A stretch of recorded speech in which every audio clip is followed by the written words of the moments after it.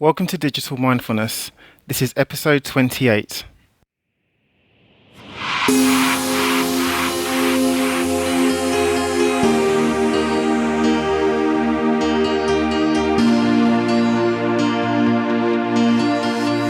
This episode of Digital Mindfulness is brought to you by Semantica Research, a leading media intelligence company helping communications, social media and marketing professionals make better, more informed business decisions from digital data. I'm Lawrence Mpofo, and my guest today is Clive Thompson. He's the author of the book Smarter Than You Think: How Technology is Shaping Our Minds for the Better. Clive is a journalist for Wired and the New York Times, and he writes about the social and cultural impacts of digital technologies. In this fascinating interview, Clive and I talk about the most important digital inflection points, the impact that they have on society, and how digital technology ultimately helps us become smarter and better people. I hope you enjoy this interview coming up. Clive Thompson, thank you so much for joining us today. Welcome to Digital Mindfulness.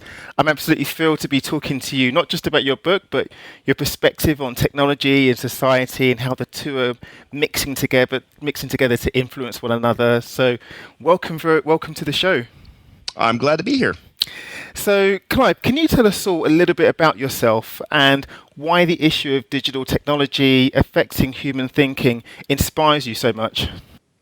Well, for me, it goes way back to kind of when I was a kid. I mean, I'm 47, which means I'm exactly of the age where when I was a kid, these personal computers came along that you could plug into your TV. And so it was the beginning of the idea that you could mess around with computers on a daily basis yourself. And and my parents didn't really want to buy me one of these ones because they thought I would sit around playing games all day long and not get my homework done. But I had access to them at school, and one summer, a friend of my father's lent me his Commodore 64. I spent the whole summer programming games and music and databases and little chatbots, and I could immediately see how this was going to massively amplify what a person was capable of, right? I mean, it was Steve Jobs actually had a very clever way of putting it. He said, the condor is the most efficient creature in terms of how it uses energy, and a human is actually one of the least. But if you put a human on a bicycle, they become more efficient in movement than the condor. The bicycle completely renders them unbelievably efficient. And so he said the personal computer was going to be a bicycle for the mind. It was going to allow us to do all sorts of things intellectually that are really unachievable, unaided. So, I guess I kind of got that when I was a kid, and then when I became an adult, I knew I wanted to be a journalist. I studied political science and English, but I was a student journalist at the University of Toronto, and I first thought I'd write about politics, but then in the 90s when I graduated, this thing, the internet, was exploding, and I thought, well, this is really interesting. I could see how this is really going to bring, computation and new communication tools to the masses, and I bet some really interesting things are going to happen. So I said I want to write about this, and 20 years later, that's what I've been doing. Gosh, so you've really seen then in that time, right from the Commodore 64, because you said you appreciated at that time that this is actually going to have a big effect on humanity in general. So you've seen these kind of huge inflection points at which I guess tech has made an impact on us. And what are the most momentous moments that you've seen from that?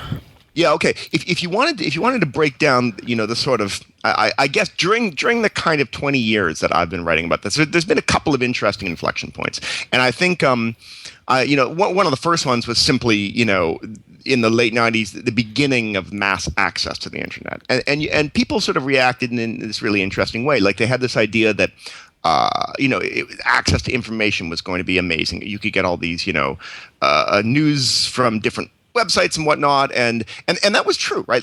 That was true, although a lot of the stuff didn't click into place until later because there wasn't really that much online. And then what began to happen, I guess, in the late 90s, you got things like instant messaging where people could sort of talk to each other, and they could talk to each other in this curious new way. You could have a conversation that wasn't like sitting face to face because it was in text, but it wasn't like email either because it was more rapid fire. It was like it had the pacing of a conversation, of being next to someone and sort of saying something while you're both maybe working or talking or watching TV. But you could be kind of a wittier version of yourself because it was in text. And this was one of the first moments when people began to realize, oh, this tweaks in an interest, gives me an interesting new way to communicate with other people. And it sort of presaged what happened with social media, which is that, the internet thinker Clay Shirky puts this really nicely. He says, we have traditionally overestimated the value of access to information, and we have underestimated the value of access to each other. And one of the things the internet has really done is it has massively amplified our access to each other. And we're social creatures. We sort of like talking to one another. We like arguing with one another. We like knowing what other people are doing or thinking. And so we've been given these very interesting new ways to pay attention to what each other are thinking, to expose our thoughts to each other. So so I think one of the first big inflection points is just people getting online. Then around the late 90s, it's like instant messaging begins to change our idea of what it means to talk to one another. And that really cracks open with social media kind of around the Facebook and Twitter period.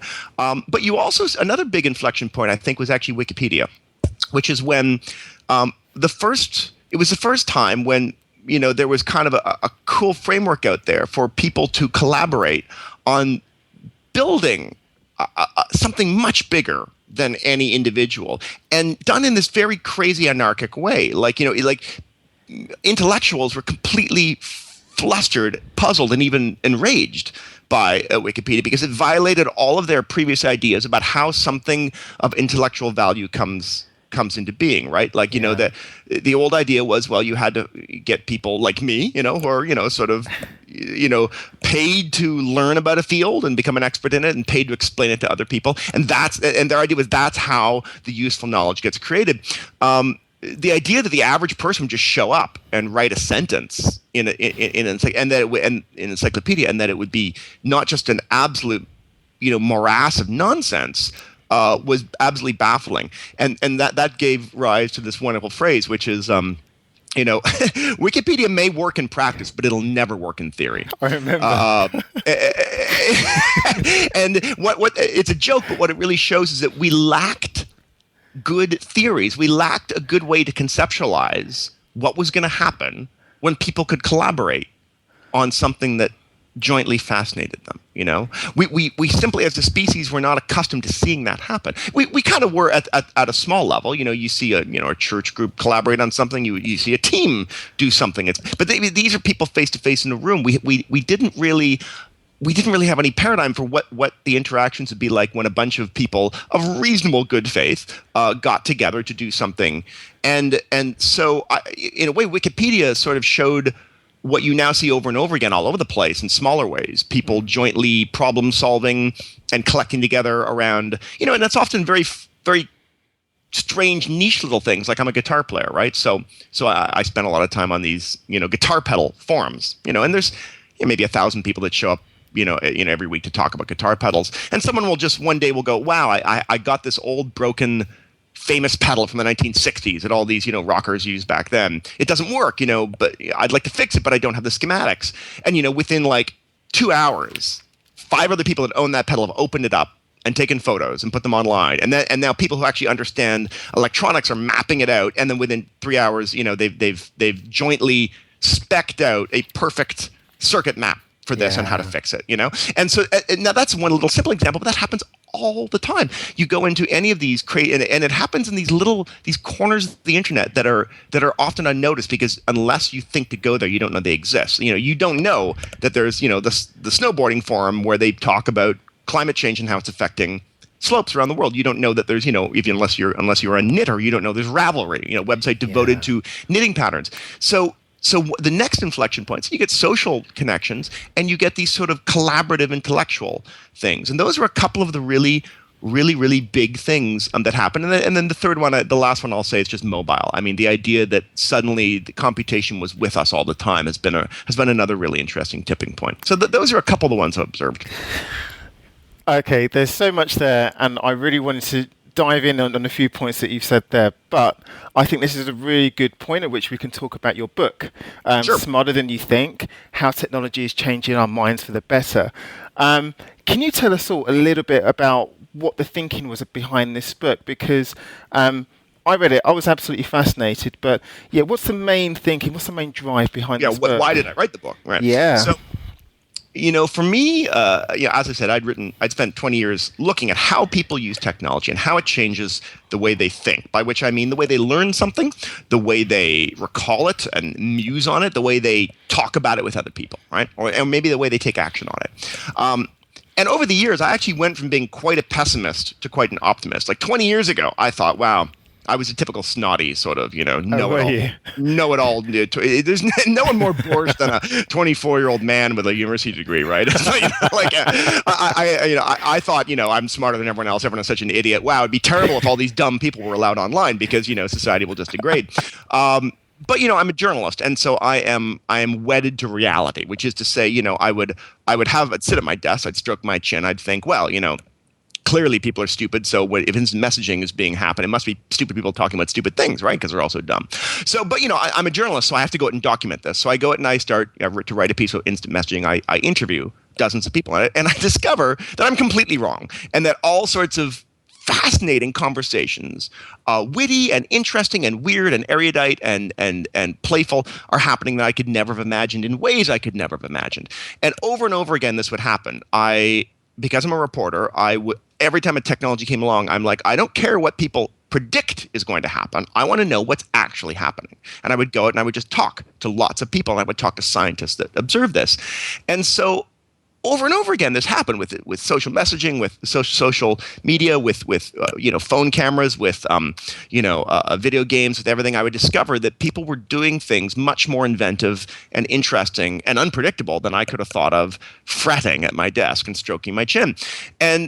But what started happening is, I noticed all these books coming out that were all like, oh my God, we're becoming so stupid, and society's going down the tubes, and it didn't square with reality. And a lot of these books, I will say, they're not really reported books. It really is someone sitting at their desk and fretting, and maybe reading some scientific papers, but not actually going out and doing the legwork and looking at people and hanging out with them while they do their everyday lives.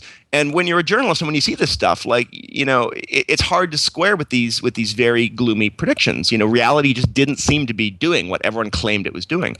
One of my favorite examples is, we read endless stories about how people are, some pundit will say, well, everyone is always looking at their phones and not talking to each other in cafes, right? Like they go to a cafe with a friend, but they look at their phone the whole time. And I'm like, is that really true? So I started taking out my notebook, and I at random times, because you don't want to bias us by your own peak. I would, for example, when I would pick a moment, like when the server brought me my check or my bill, to look up, and I would look at everyone, and I would count how many people were talking to each other, how many people were looking at their devices, and or I would do it when I first walked into the cafe, right? And inevitably, zero or nearly zero people were looking at their devices, right? This is a massively and science and scientific studies have basically shown this. Like someone captured dozens of hours of people in a public park, wanted to know how often they were looking at their phone. It was between 3 and 10% of the people. So we're talking about something that is or let me put this better. I like my work being anchored in reality because I'm a reporter, and so I wrote the book partly to sort of try and inject what I thought was some notes of reported reality into a debate that was mostly people getting hysterical sitting at their desks. And I was also interested in kind of the gray area. I say that my book is optimistic, and I think it is, but one of the things you find when you talk to people about technology is that they're often really enthusiastic with parts of it and horrified by other parts of it, and they're often completely wedded together, right? Like the very thing that they love about it is sometimes the very thing that tortures them about it. And this is incredibly interesting, right? Because this is where we have to, I think this is the point of your podcast. This is where we have to learn the way these tools work so we can figure out how to harvest what's good about them and diminish the bad parts. And you can really only get there if you sort of get really in the weeds of what people's lived experience is like. So that's kind of what my book was trying to do. I love that. And Why then do you think, Clive, that people do get hysterical about text? Why do you think that the discussion always ends up on the extremes? That actually, Right. that we either love it and we can't Yes. wait for the future that it's going to bring us, or oh my Yeah. God, this is rotting our brains and changing the way that we think. Why do you think the discussion is always so hyperbolic? Yeah, that's a really good question. And I've been exploring this through a series of historical essays for Smithsonian Magazine. I go back and I take a look at old technologies and I look at how they were received and hyped or fretted about in the past. So the telephone, the telegraph, Oh, the you photocopier. did that with books as well, didn't you? Yeah, I did it with books. Yeah, and so and there's a bit of it in my book, and I've been pursuing it in these series of essays, which I may turn into a separate book. And in each case, you're exactly right. It very similar sort of utopian and dystopian views. I think some of it is because we're narrative creatures and we like dramatic narrative, and a utopian sort of view where everything is going to be amazing. Almost every time a new technology has come along, be it the book or the telegraph or the telephone, inevitably people say this means the end of war. Because why would we fight if we could talk to each other over distance, right? They're always wrong, right? They're always completely wrong. And on the other hand, people always say, and I mean like always, this new technology means we will become so socially lazy we will never have conversations again. And also always wrong, like every single time they're wrong, right? So I think some of it is that it's narratively exciting to have a really dramatic story, be that positive or negative. It's very narratively exhausting to get in the weeds of the gray area where reality really resides. So I think some of it is that. The other part of it is that there is this woman, a terrific anthropologist. She works for Intel, named Genevieve Bell. And she once formulated a statement that I think is really delightful and explains it. She said, look, technologies sometimes change our relationship to space. We can move around more quickly. Sometimes they change our relationship to time. We can do things at different times, and sometimes they change our relationship to each other, the way we relate to each other. And when a technology does all three, you usually see a moral panic. So for that's it's sort of why, like, the fax machine, it changed our relationship to space and time, but it didn't really change our relationship to each other because the fax was not used for social communications between people. It was mostly a tool of work, right? So you didn't see people freaking out about it. Whereas the mobile phone changes our relationship to space, time, and to each other. And so we flip out. And it's actually kind of a funny little rule. You can begin to see why different, technologies, if they fit all those three conditions, we're going to lose our crap about it. So that's some of my sense about this. So then, I guess, could you level that same explanation to something like, say, language? Because there's been loads and loads of discussions about how, for example, text, speak, and even using emojis and emoticons, how that's kind of fraying or destroying the way people speak or language or kind of the way we convey emotions, etc. Sure. Could you lay that?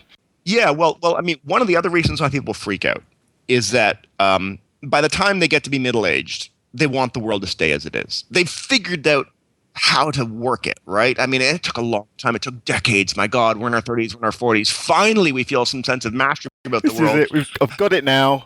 And then stuff starts changing. And please, God, not me. Like, when we were young, we could roll with the changes. Now we're like middle-aged. We've got a job. We maybe have kids. Please, God, don't throw another thing I have to adjust to, right? So middle-aged people are always the ones sort of losing their crap the most. Interestingly, older people, the people in their 60s and 70s, they're much more chill. I think because they've realized by then the world is always going to change. And so like I would discover in my research that no one is more lava intensity worked up about technology than people in their 30s and 40s. The young aren't, and the really old aren't. Because the young, it's normal. They grew up with it. The old, they know the world's going to change. They've stopped losing their crap at it. The people in their 40s are insufferable. So I think so.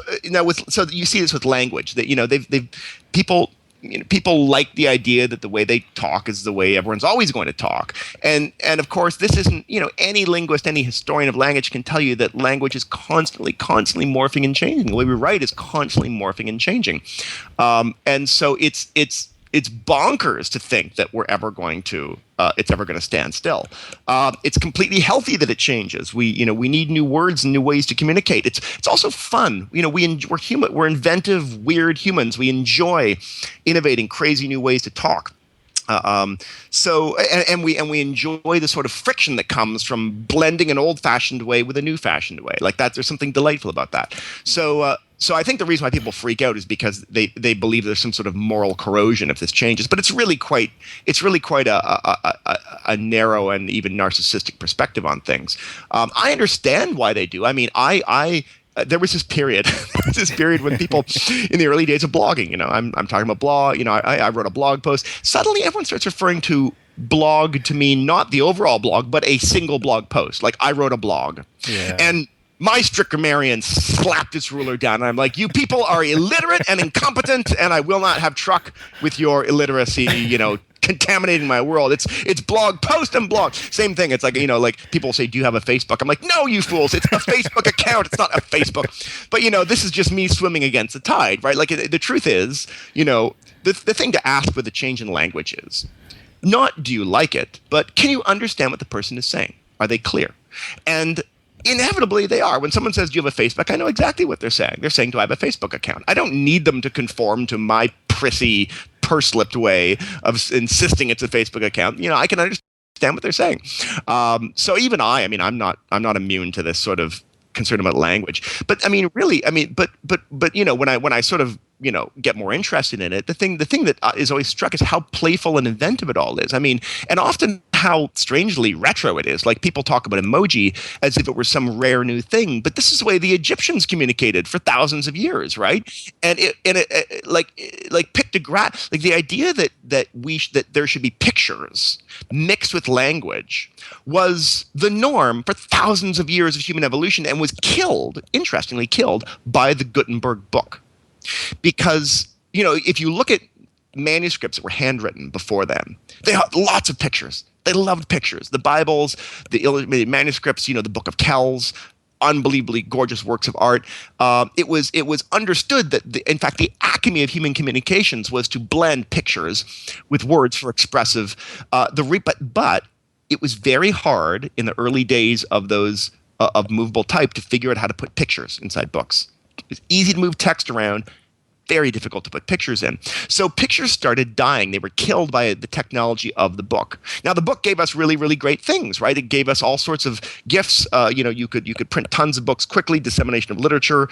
It's been credited with the sparks that led to individualism and democracy in the modern sense, all true and to some extent. But they killed off pictures, and it took a long time. But what's happened with the digital world is that because we don't need to individually carve out chunks of hot lead to type our tweets anymore, and because computers are just as happy to render pictures as text, it's brought back the ability to do this thing that was a rich part of our expressive vocabulary for thousands of years, and killed out, comparatively speaking, quite recently in the history of humanity. I mean, 5,000 years of the written language, and really only from 1500 onwards where we killed off pictures. So technically speaking, that was the aberrant period, right?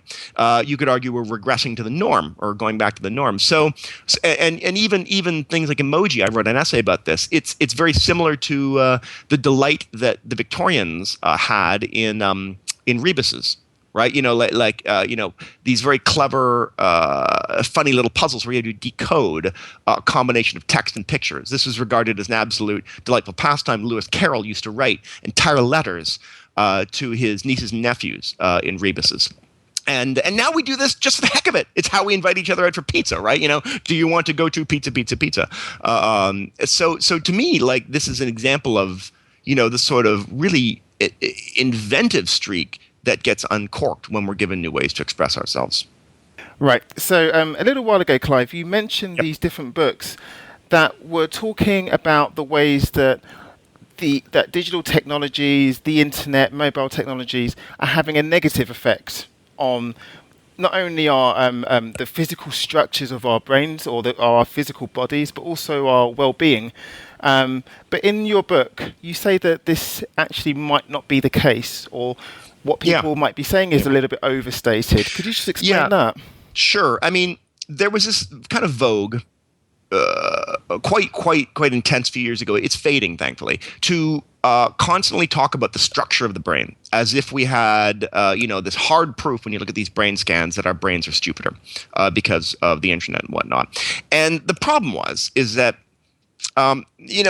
brain scans are a fantastic, pioneering technology for helping us to understand what's going on in the brain. But they're as yet extremely crude at explaining complicated things like memory or creativity or whatnot. Or as a friend of mine who's a neuroscientist at NYU, Gary Marcus says, brain scans are like flying over, in the United States, flying over Ohio in a plane and looking out the window and trying to figure out what's happening with political parties. Technically speaking, you can, see the land, but, so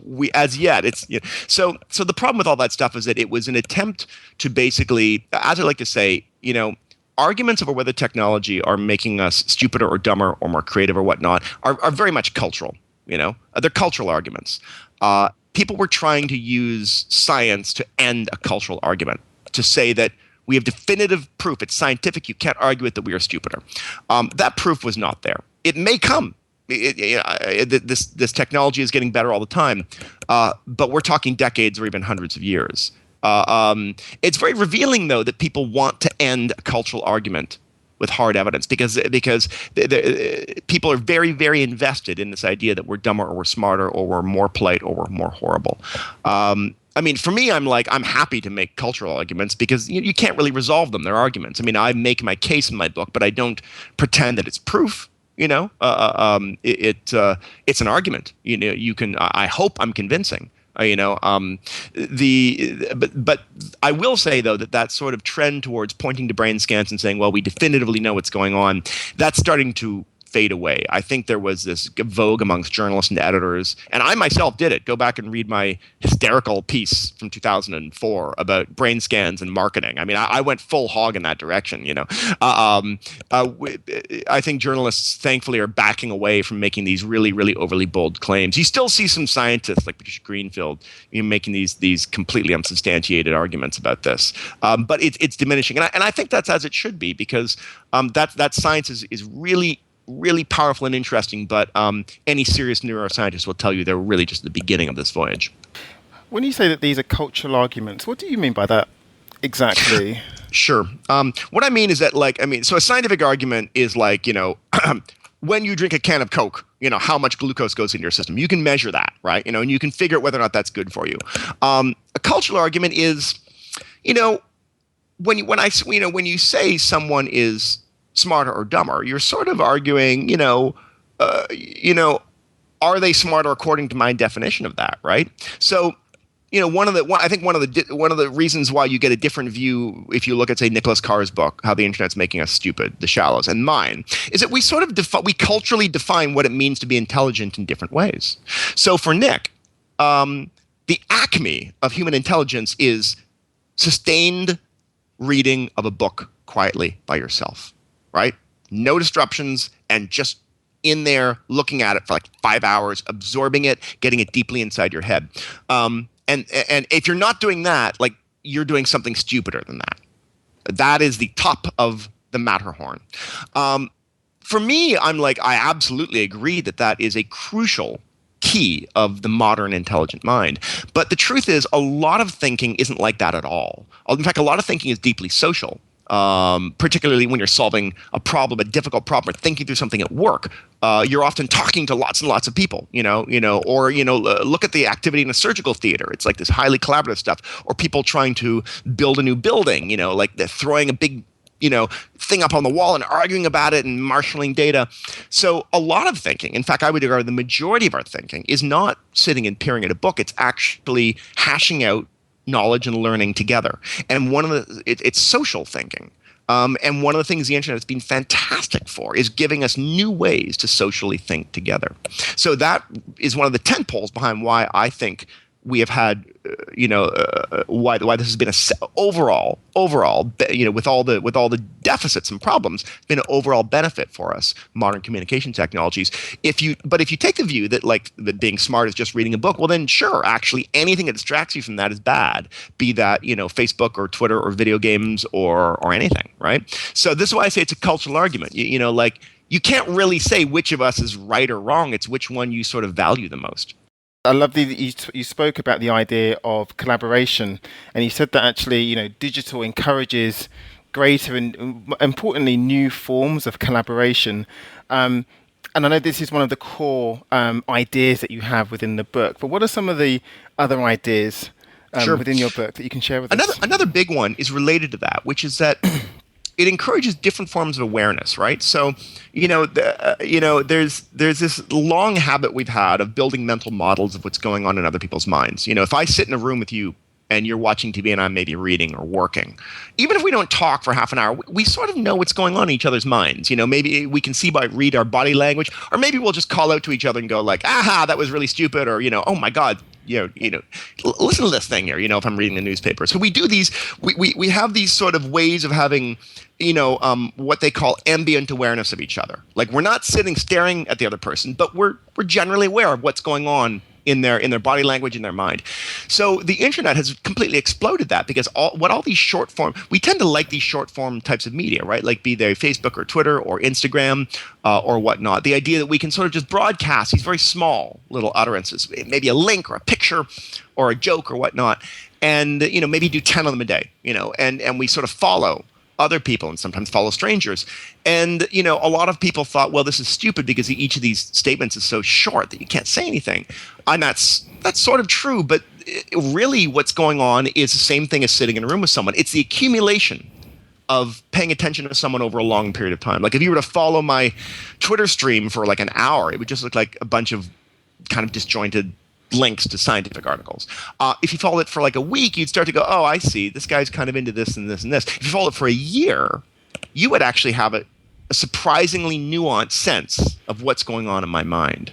And so this new form of ambient awareness online has become a really big and interesting way to connect to each other and to understand what's going on in each other's minds. That's a big one. Another one is the ability to express ourselves in new media, new forms of media, like, pictures, video, data, animated GIFs, all these very weird new creatures of expressivity are extremely new.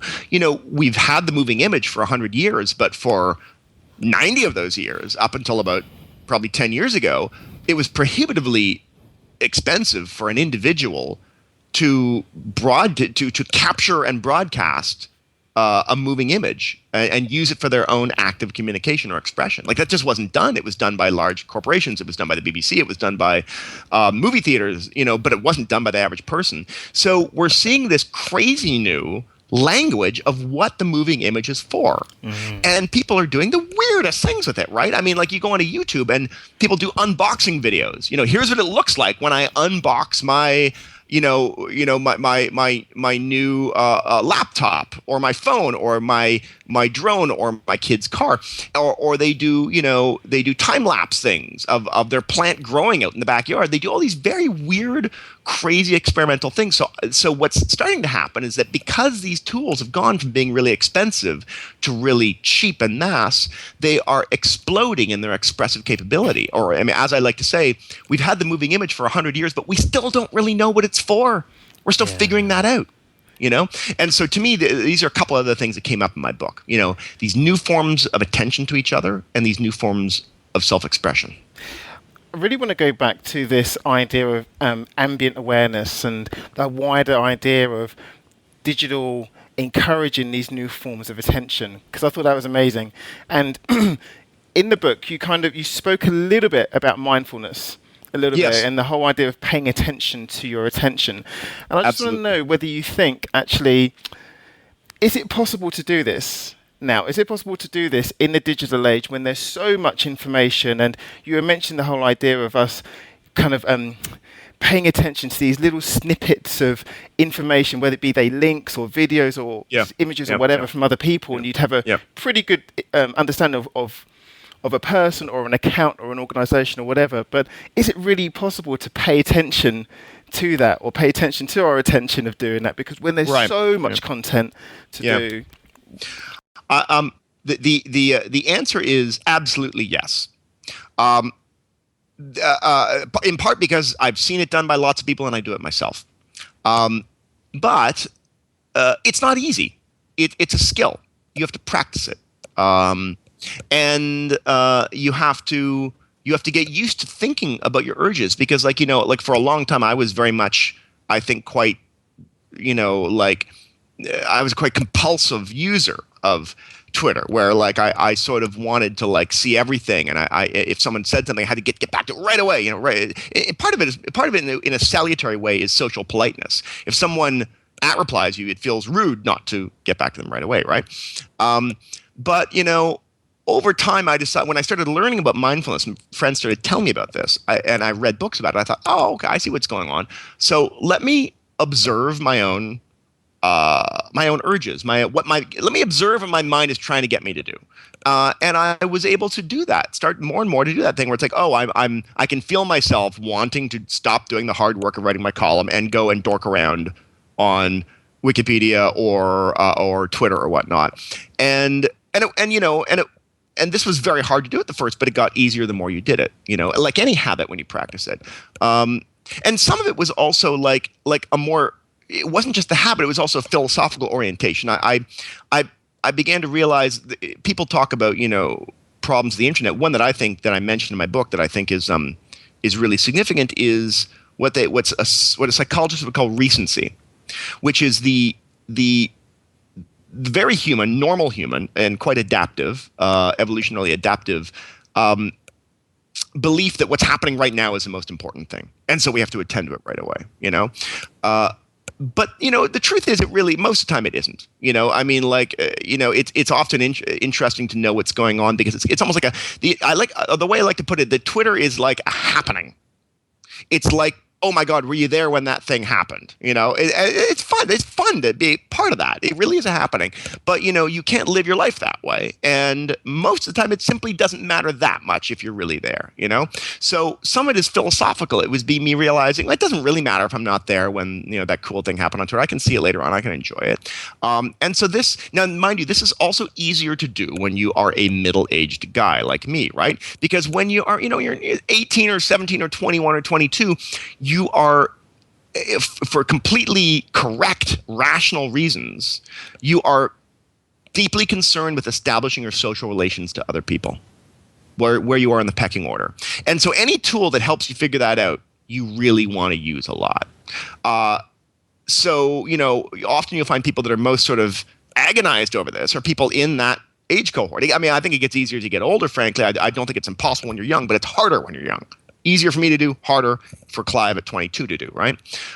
So for all these reasons, it's definitely challenging. But no, is it possible? Yes, it is. It absolutely is. And you can start teaching it like when kids are young, and the smartest teachers do. They're like, what needs to be taught is that these tools they're environments. They're like walking into a arcade or a pub, and they're enormously delightful for that reason. You don't stay in them all the time. You go in and out, basically.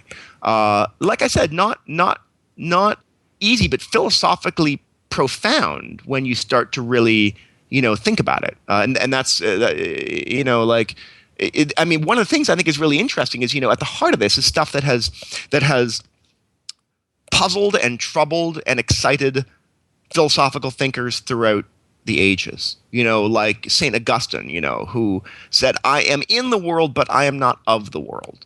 He did not want to be divorced. Like, he didn't want his Christianity to make him a sociopath, right? He didn't want, his focus on the next world to render him, unfeeling and unthinking for the misery of people around him. You'll see the struggle, this sort of interesting philosophical struggle with people embracing things like Buddhism and Zen Buddhism. To what extent, if you believe the world, the world around you is not necessarily, the most important world, but you still have to react to it. So, these are exactly the types of things, that come to bear when you try and take a more mindful relationship to social media because we're social creatures, and enormous good has come of that, intellectual, cultural, spiritual. But, social media throws down the challenge that we've always had as to what is our appropriate everyday, on a minute-by-minute level relation to the world around us. And it's not easy. It never is. And that's really, excuse me, that's really interesting point of view because, according to the spiritual traditions, and certainly if you look at, I guess, mindfulness training, they say that you do need to pay attention to the present moment, to every moment, yes, because they do have enormous gifts. But you're yes, right that doesn't translate enormously well to the digital world, because if you are doing that, it would kind of lead to some sort of neuroses, I guess. Exactly, because mindfulness tells you to pay attention to what's happening to you, but in the digital world, everything is happening to you, right? The entire world is there, simultaneously happening. This is what Marshall McLuhan said. He worried. People always think that he was excited about the digital age. He was actually sort of terrified by it. What he said, what he worried about, was that electronic media, as he called it, would enervate us. And it's funny, when I first read that, I misunderstood the word enervate. I thought that meant excite. No, enervate means to dull the senses, to shut down your senses because you can't deal with the stimulus. So he worried that persistent exposure to the world around you, and keep in mind, he's just thinking about the telephone and the 3-channel TV, right? And yet his predictions were spot on.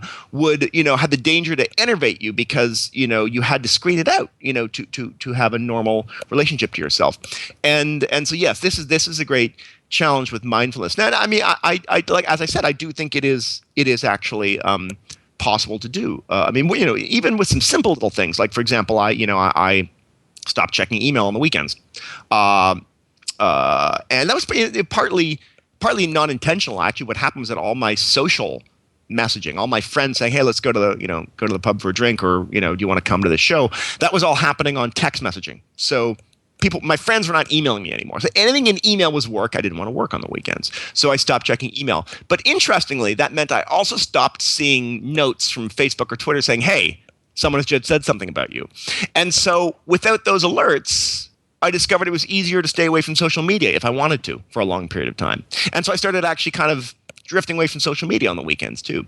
And that was pleasant. I began to discover, it's kind of fun to, engage with the world in its immediate physical bandwidth without the additional layer of this stuff. And it became more of a treat when I came back to it on Monday. It's like, oh, here's this awesome crackling world of conversation again. Let's dive in and see what people have to say. So being away from it made it more fun to be in it, as it were.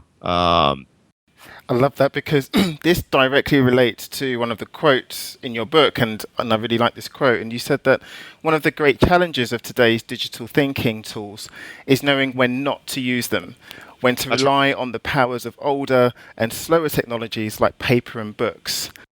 Yes, that's right. And here's another little example of that. So with my kids, so if they want to know a definition for a word, sometimes we'll just look it up, online. But sometimes if they're trying to understand not just that word, but the relationship to other words of that kind, then you want a paper dictionary, because that's what a paper dictionary does. It shows you the word in the context of other words better than digital dictionaries do. Now, I should point out, not entirely true. Like this is not anything that's innate to digital dictionaries. It just means digital dictionaries have been designed crappily, because paper dictionaries have 600 years of tradition. They've worked this out. Look at a dictionary from 500 years ago. It was terrible. It was just as bad as the online ones are now.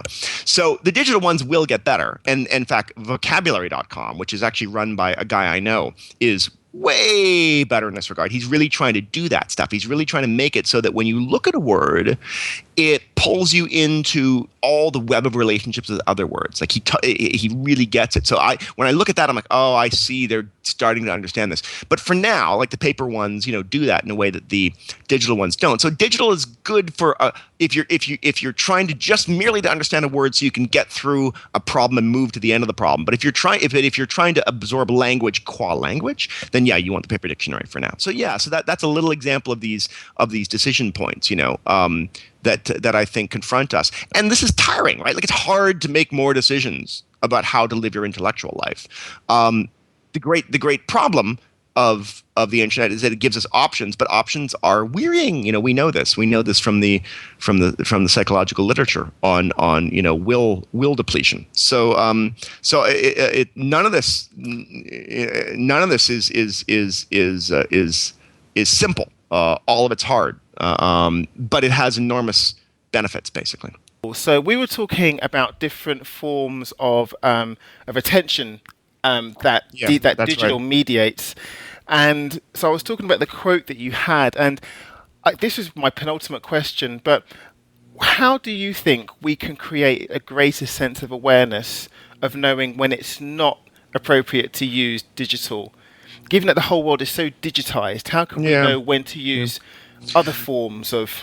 I think the main thing, one of the main things is, I guess, to sort of conduct experiments. Because here's the thing: it's different for everyone, right? Like, no two people's minds work the same way. No two people communicate or learn things the same way.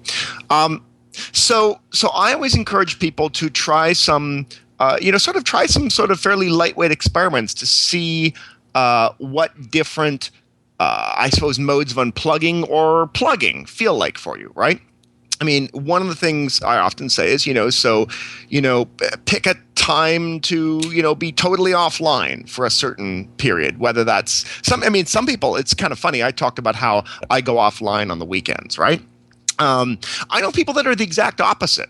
They're like, no, actually, for me, the plugging in and being really active on social media and stuff is my release. And when I'm working, I want to have absolutely no contact. I want to have that sort of particular focus. Whereas for me, it's the opposite. When I'm at work, I actually find that the conversations are a useful diversion, and sometimes productive. Like, I'll ask a question I don't know out loud and get in conversations. So the point being, like, there are no rules. The only rules that you can figure out are the ones that work for you, and that requires experimentation. If you wanted to say, okay, I feel like I'm using social media a little too much, pick a particular times to try being, actively away from it and see what ones work best. What that experience feels like. People often, the other thing is, people often talk about, they feel like they're not reading enough. There's too many other things barking at their attention. And it's funny. I think that was my experience too. There was this period, like about 6 years ago, and I said, I'm not reading enough books.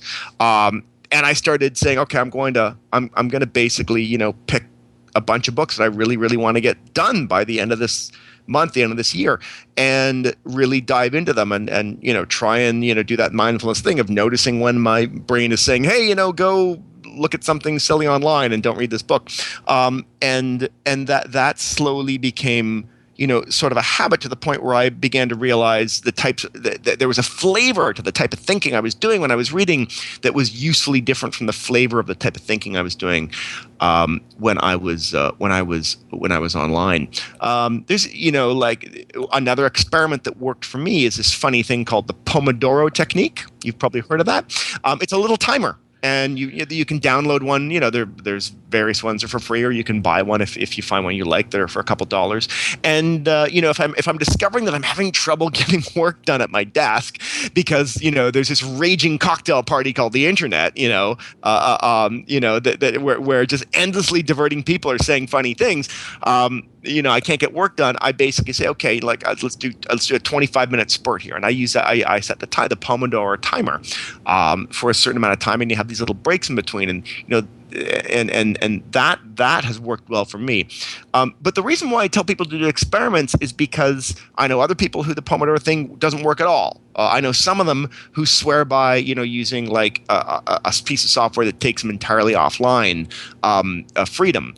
That doesn't work for me at all. I like, for me, my research is often dependent on the internet. I'm a nonfiction writer. I'll be in the middle of a paragraph. I run not into writer's block, but reporter's block. I'm trying to write something, and I realize I don't have the fact at hand. So I need to do online research to get it. So being offline doesn't help my writing, it hinders it. But freedom works really well if you're trying to write something that doesn't need you to be online. Another funny thing I stumbled into once was that I would go to cafes to work, and the cafe didn't have a plug, so I just had my battery, and it's kind of an older laptop. It only lasts about 2 or 3 hours. So first I was sort of dorking around a little bit online, but then I realized, oh my God, I've only got 60% of my battery left. I better start working. And so the fact that the battery was going to die on me created a sense of urgency and a deadline to actually get stuff done. And so I lucked into that, but now it's a technique. I will actively leave my charger at home. That's interesting. And go to a cafe knowing that I've only got 3 hours of laptop time, so I can't waste it dorking around looking at the 40,000 word entry for Daleks in Wikipedia, right? And so I found, but it's been this constellation of experiments that worked for me, and I think the same thing is what everyone needs to do to find their own particular set of pathways. Clive, it's been an absolute pleasure speaking to you. Where can people find out more about you and your work? They can go to my website, smarterthanyouthink.net, my blog, collisiondetection.net, or I am pretty active on Twitter during the weekdays, certainly, sometimes a little bit on the weekends, and that is Pomeranian99. And you can, of course, order my book. That's available at any of the online sellers and at an awful lot of the major paper chains too. Fantastic. Clive Thompson, thank you so much for spending time with us today. I really, really appreciate it. I had a lot of fun. Thanks. I hope you enjoyed that episode with Clive Thompson. The ideas of ambient awareness and how the constant now of the digital age makes us more distracted really gave me a different perspective on where we put our mind whilst we're online. Thank you all very much for joining us. We're really grateful for you downloading and really look forward to being with you again next week.